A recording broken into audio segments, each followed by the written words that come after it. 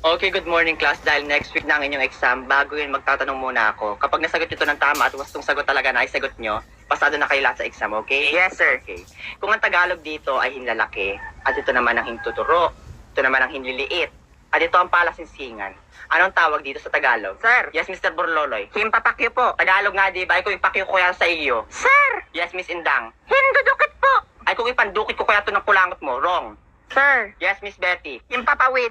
Napakalayo ng sagot mo, palamunin ka na nga lang sa inyo. Logrob. Yes, Mr. Logan. Himpipinger. Ituloy mo yan. Sabit Tagalog.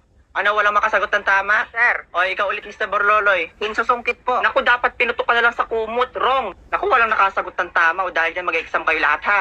Sir, ano po yung tamang sagot? Ah, wag na. Wag nyo na alamin. Bilis na, Sir. sir. Hindi naman mahalaga yun. Ano nga po, sir? Ah, sige. Wait lang. Hey, Google, what is Tagalog of Buisit middle ka, finger? hindi mo rin man pala alam.